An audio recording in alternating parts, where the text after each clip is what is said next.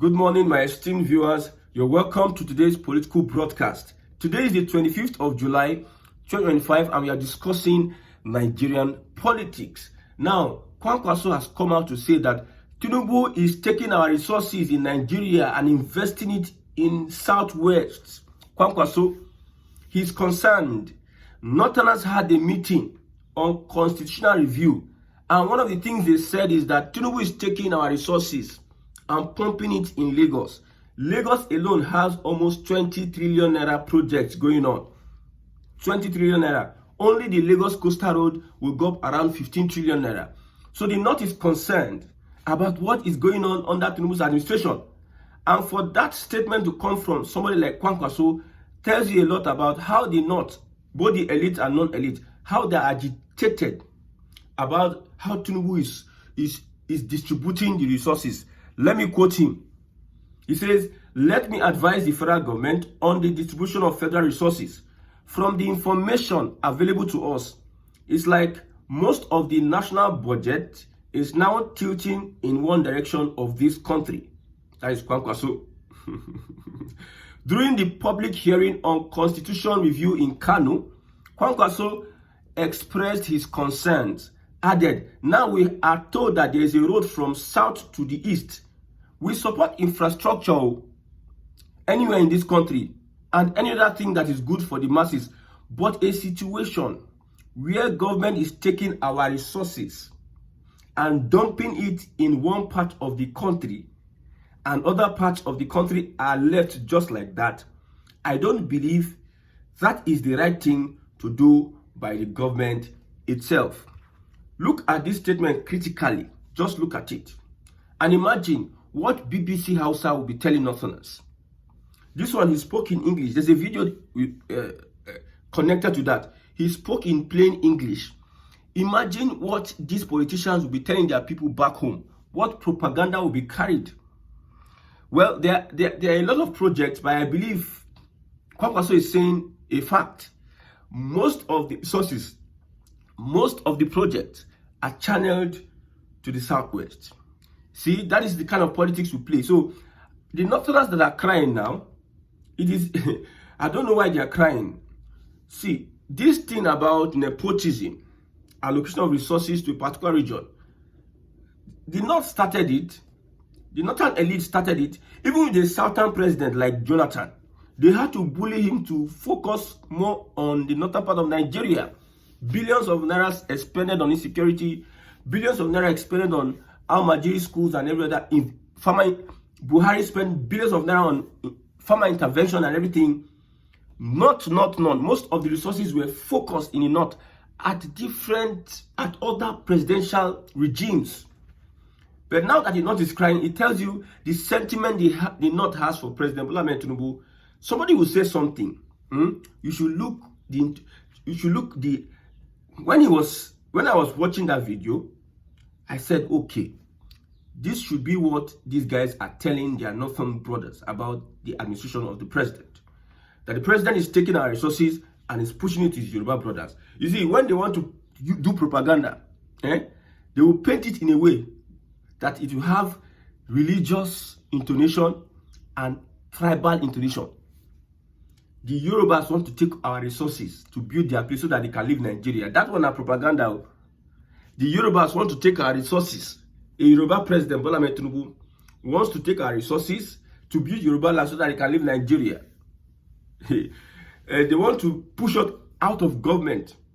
They want to push us out of government. That is why you see, I'm giving you examples of propaganda. That's why you see they are pointing the middle belt. They want the middle belt to overtake us politically. They want to make us irrelevant politically.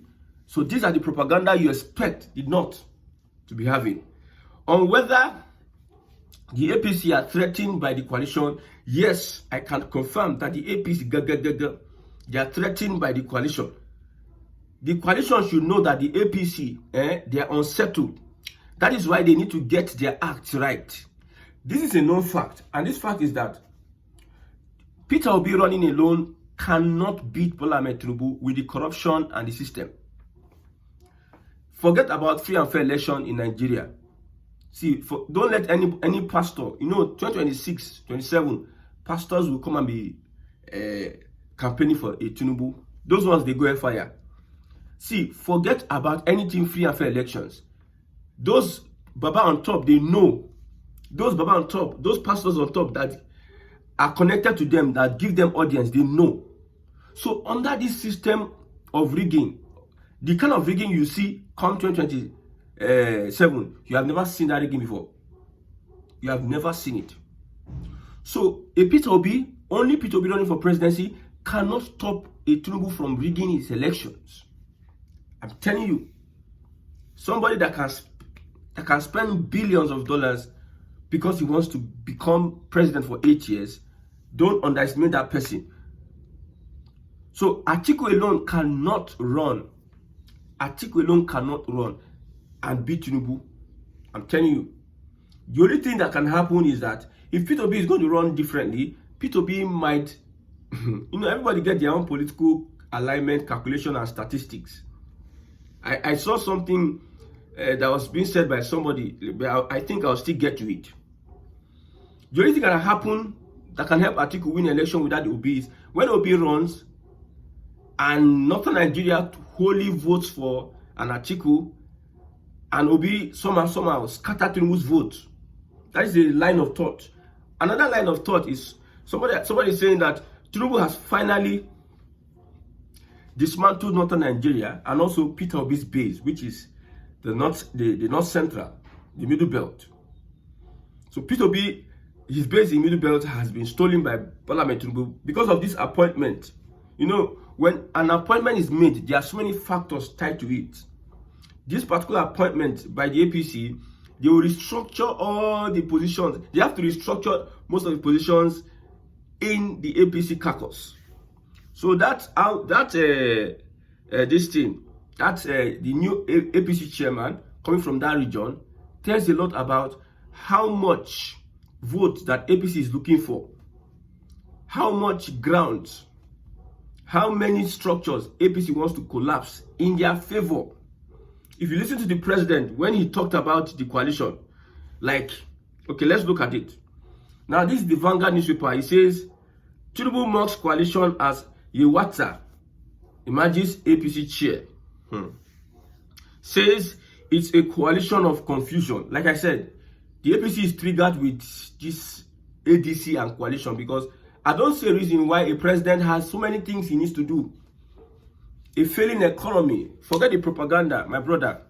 If it doesn't get to you that you're watching me, all these years they have been telling us left, right, center. The same Tinubu sabotaged the Jonathan's government removing subsidy, and here we are today, he removed subsidy. So if you like be gaslighted or be fooled by anybody, nobody go fool me because I know them, I know how they roll.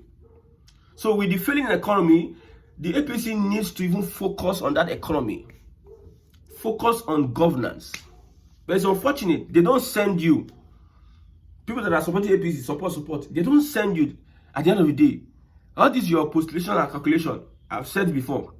I don't know whether somebody is watching to this point of this video. It is restructuring. This leadership cannot take you to El Dorado. Cannot. In the next 30, 40, 50 years. They can never. An administration that is not, any administration that is not accountable and transparent and has no integrity, my brother, in Nigeria, you go nowhere. So Tinubu mocks coalition at every opportunity he gets. That means he's threatened by that coalition. He also asks APC governors to reduce hardship in rural areas. He asked APC governors to reduce hardship in rural areas. Now there's this question. This hardship we are reducing, is it the responsibility, most of the responsibility, is it from the president or the governors? The hardship the people are facing. Most of the people that should be held responsible, are they the governors or the president? I just want to know. Because I look at it as the president has a buck on his table. The hardship we are facing, most of it is being caused by the president. Now, if you have increased whatever you have increased, allocation to states, what is the value of that allocation? Now, you want to go and buy a Toyota Camry. You went to price, I'm talking about allocations to governors.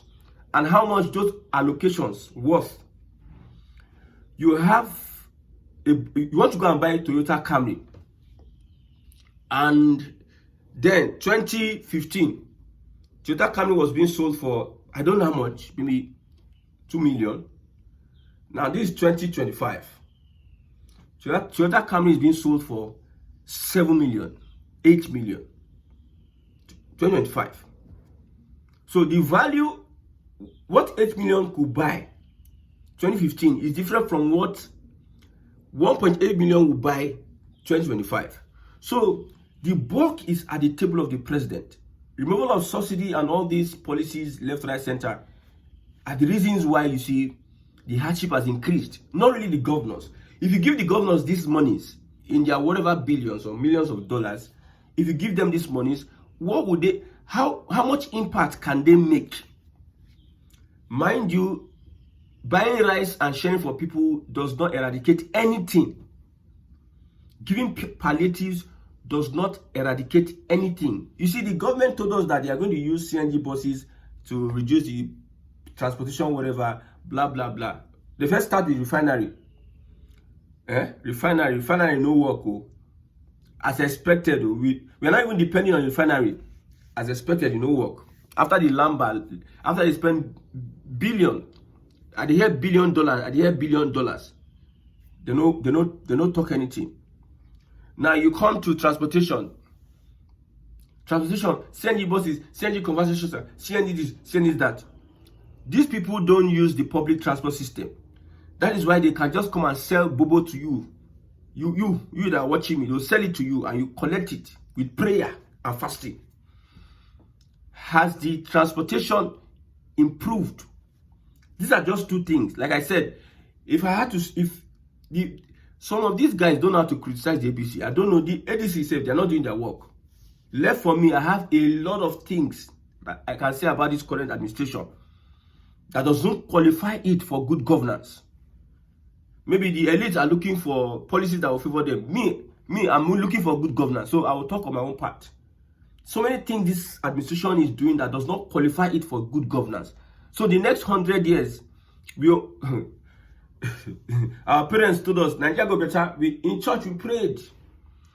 We prayed with our strength. We went for vigils and we were praying. Now the same Nigeria will be getting worse and worse if it's our Ghanaian brothers, worse and worse. So it is clear that the APC is traumatized at the emergence of the ADC. I'm still reading Vanguard newspaper. Okay, I was talking about the governors. For me, I don't know what about you. You can put your comment on the comment section. Who do you think has the bulk of reducing poverty in Nigeria? Is it the president or the governors? But the one will happen now, the poverty, the hardship will enter now, the president plunges into. Even, don't they have an economic team? We know that there's a central bank governor, there's a minister of finance. What is Shettima doing? How are they coordinating the whole thing? What? Food scarcity. Now, we don't hear GMO now. Big Gates and Co. Want to eradicate, they want to take control of our food and our drugs. Do you know what it is? That one is another topic for another day. Big Gates and Co. Do we have policies that regulate that is charting a way forward and explaining it to Nigerians? We have National Orientation Agency, non-functional. You see, if you have a manager, somebody managing a company, and there's a fault somewhere, there's somebody not performing, and that manager does not sack that person, it tells you that manager will not go far. A Tinubu administration, a lot of things are happening. The guy just they look. Injustice, corruption going on, inequity going on, negligence, nonchalancy going on. And the government will just keep quiet and look at National Orientation Agency. It's supposed to be explaining the policies in different languages, communicating to the people. So I think the president is the one that we need to hold when it comes to the suffering of Nigerians, because all those subsidy removal, exchange or whatever, removal of subsidy on electricity, removal of this and that, blah blah. Everything just skyrocketed, not in proportionate measure with the earning capacity of the people. Maybe he promised that he will reduce purchasing power. Is it the governors that reduce purchasing power? It is the president that reduces purchasing power by his policies through his ministry of whatever. So as it stands, let's keep on reading the Vanguard. Okay, the text statement: we will unite, expand APC. In just the next meeting, just on the coalition. Now, okay, then we have the ADC responding to Tinubu. Tinubu APC unsettled by ADC's rise. Abdullahi, the spokesperson of the coalition. Atiku also responds: fix Nigeria before meddling in our affairs. Maybe the APC, they are obsessed with the coalition. I don't know. So let's keep on reading. Okay. Now, 2027, this one is very interesting. INEC vetting 144 applications for registration as parties. So, applications for new party, 144. INEC is still vetting. INEC will vet. I suspect that some people that are major players in this political whatever brouhaha drama we are experiencing in Nigeria today wants to register a new party, but they are discreet about that. 144 application, INEC is still vetting. The corrupt INEC, the unreliable INEC, you carry your life put inside the hand of an organization that Nigerians are calling criminals. You carry your future. They will vet from now till next year. They will be vetting. We're wasting time. Typical Nigerian criminal structure now. So I believe one person, I won't mention the person's name, that person, his political party that is cooking under, he is waiting for these people to vet and finish now, make them just float up. But I've said it, that only Atiku cannot run on his own with the current system. Tinubu was just an ordinary APC leader that was not really loved by the Buhari faction of the whatever, of the cabal. An ordinary APC leader. He was able to defeat the system, although he understands the criminality of the system. He had to feed the corruption in the system to emerge as president. So now that is the commander-in-chief of the armed forces, that corruption is being rewarded. Look at Wike. Look at Akpabio. Corruption is being rewarded.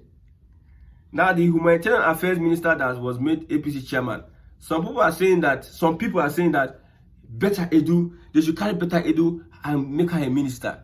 What was the allegation on her? Was it true or not? Did she misappropriate funds or not? But you see some APC people that are praying for good governance. I say, let us make Better Edu. Let's make her the humanitarian minister. Well, I believe that Nigerians don't really want, when you look at Nigerians critically, most Nigerians, they don't really want good governance. They don't want good things. They just want to be beneficiaries. They are looking for a way whether they can be beneficiaries of this flawed system. I don't think they really want good things.